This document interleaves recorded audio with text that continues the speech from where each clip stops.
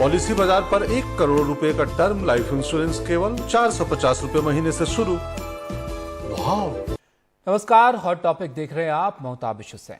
आज इस खास बुलेटिन में बात कश्मीरी पंडितों की। जम्मू कश्मीर में अपने ट्रांसफर के लिए आंदोलन कर रहे पंडितों को उपराज्यपाल मनोज सिन्हा ने चेतावनी दी है।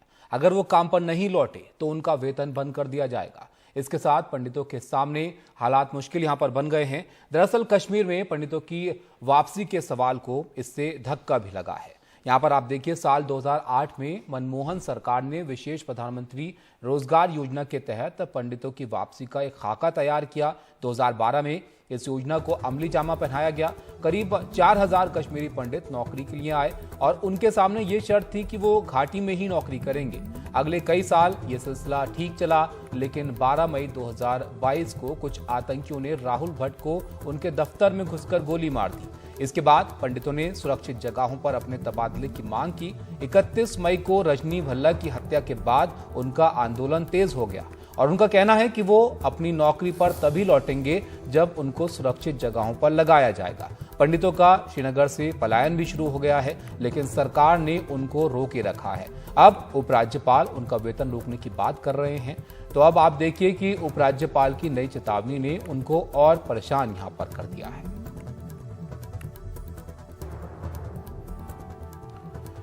तो उपराज्यपाल मनोज सिन्हा के बिना काम के वेतन नहीं वाले बयान को लेकर कश्मीरी पंडितों का गुस्सा भी फूटा। कश्मीरी पंडित कर्मचारियों ने विरोध प्रदर्शन किया और जमकर नारेबाजी भी इसके लिए देखने को यहां पर मिली है। ये तस्वीरें हम आपको दिखा रहे हैं कश्मीरी पंडितों के उस प्रदर्शन की, जहां पर इस बयान को लेकर इन्होंने नाराजगी जताई है।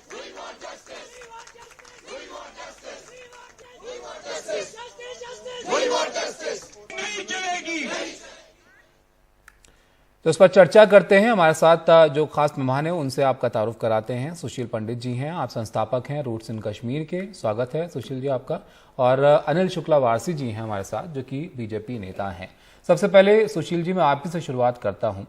कश्मीरी पंडित अपनी मांग को लेकर काफी वक्त से जो है जो उनकी चिंताएं हैं उसको उठा रहे हैं।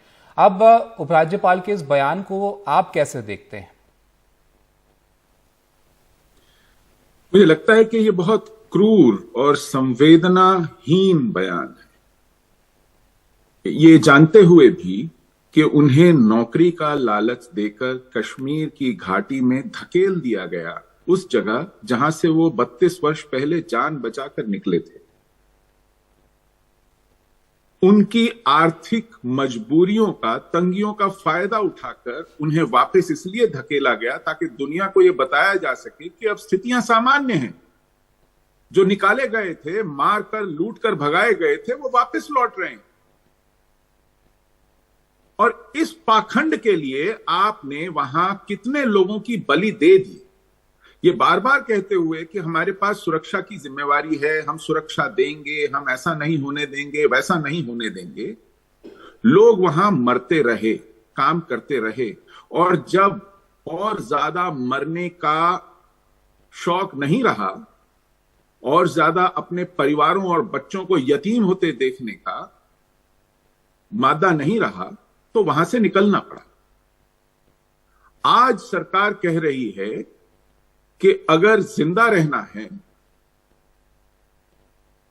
तो यह संभव नहीं है, क्योंकि कश्मीर जाएंगे तो वहां जिहाद मारेगा और बाहर रहेंगे तो हम बिना तनख्वाह के आपको भूखों मार देंगे। ये अगर विकल्प दिए जा रहे हैं कश्मीरी हिंदुओं को नौकरी के नाम पर, इससे बड़ी क्रूरता और क्या हो सकती है? अनिल शुक्ला जी, इस पर आप क्या कहना चाहेंगे? ये एक गंभीर मसला है। अगर कश्मीरी पंडित वहां से पलायन कर रहे हैं तो उसके पीछे की वजह है, उनकी अपनी चिंताएं हैं। आप उनको दूर कीजिए, उसके बाद ये तर्क जो है ये आपको यहां पर कितना सही लगता है?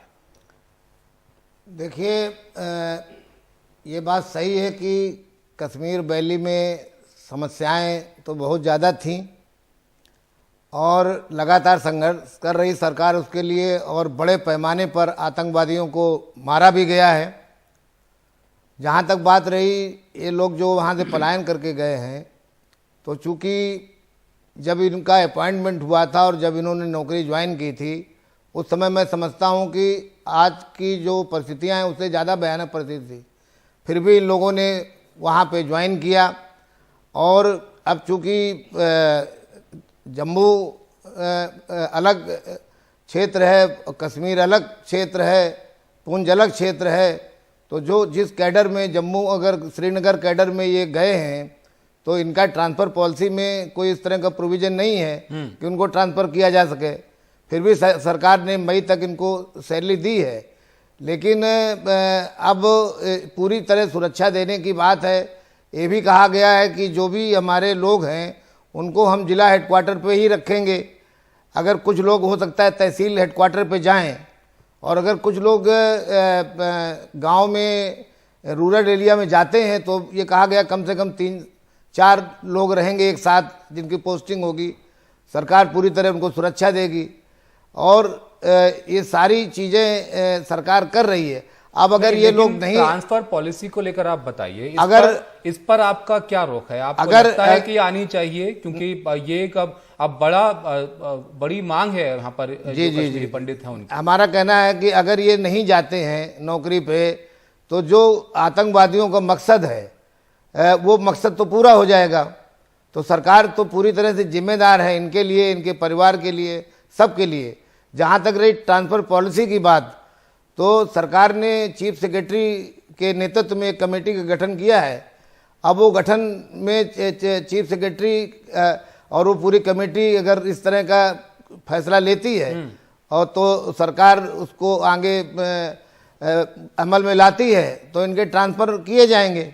लेकिन फिलहाल तो इनको जा करके अपनी ड्यूटी ज्वाइन करना चाहिए। सुशील पंडित जी क्या कहेंगे? डरने से कोई बात तो बनती नहीं है, या वो कह रहे हैं कि डरने से कोई हल नहीं निकलेगा? देखिए, ये अब एक सुरक्षित जगह बैठ करके बाकियों को नसीहत देना कि डरने से कोई हल नहीं निकलेगा, ये अपने आप में एक पाखंड है। आप कह रहे हैं कि आप जिला मुख्यालयों में चले जाइए। मैं कह रहा हूं कि पूरे राज्य की राजधानी श्रीनगर के अंदर सुरक्षित नहीं है लोग। वो बैंक में काम करते हुए सुरक्षित नहीं है, बाजार में जाते हुए सुरक्षित नहीं है, स्कूलों में पढ़ाते हुए सुरक्षित नहीं है, अपना ढाबा चलाते हुए सुरक्षित नहीं है। तो आप जिला मुख्यालयों और तहसील के दफ्तरों की क्या बात कर रहे हैं?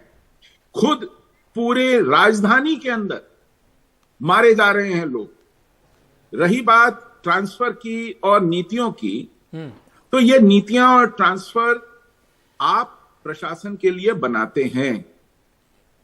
प्रशासन और लोग इन नीतियों के लिए नहीं बनाए जाते। प्रशासन और लोग नीतियों के लिए नहीं झोंक दिए जाते।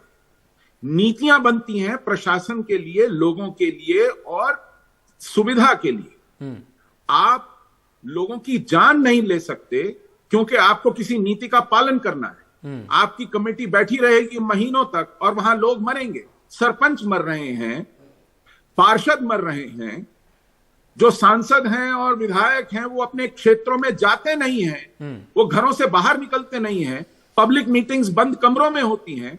ये हालत है कश्मीर बड़े सवाल है। और भाजपा को मैं आपको एक और तथ्य दूं, भाजपा के 400 से ज्यादा कार्यकर्ता अपने घरों में नहीं सोते हैं, उनको सेफ हाउसेस में सुलाया जाता है, क्योंकि घर में सोते हैं तो घात लगा करके मार दिए जाते हैं।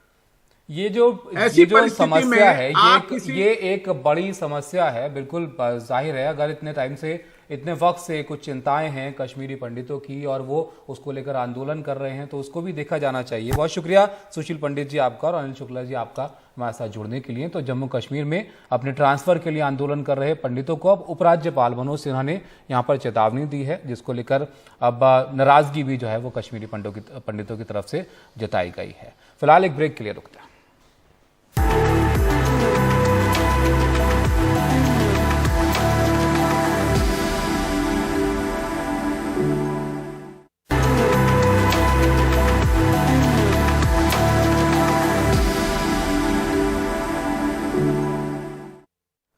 कर्नाटक के बेलगावी में आरक्षण देने की मांग को लेकर आज लिंगायत समुदाय का विरोध प्रदर्शन हुआ। यहां पर कर्नाटक विधानसभा का शीतकालीन सत्र भी चल रहा है, लिहाजा सुरक्षा को ध्यान में रखकर विधानसभा से कुछ दूरी पर लिंगायतों को सभा करने की इजाजत दी गई। शहर के हर कोने में चाक चौबंद सुरक्षा इंतजाम किए गए। आपको बता दें कि ये लिंगायत समुदाय का पंचमसाली धड़ा है जिसकी आबादी लिंगायतों में करीब 60% है और सरकार से यह धड़ा 2A आरक्षण श्रेणी में उन्हें शामिल करने की मांग कर रहा है। इस बीच कर्नाटक राज्य पिछड़ा वर्ग आयोग के अध्यक्ष जयप्रकाश हेगड़े ने आज मुख्यमंत्री बसवराज बोम्मई को लिंगायत आरक्षण मामले पर एक रिपोर्ट सौंपी है। मुख्यमंत्री ने रिपोर्ट मिलने के बाद कहा कि वो कानून और संसदीय कार्य मंत्री से चर्चा कर सकारात्मक निर्णय लेंगे।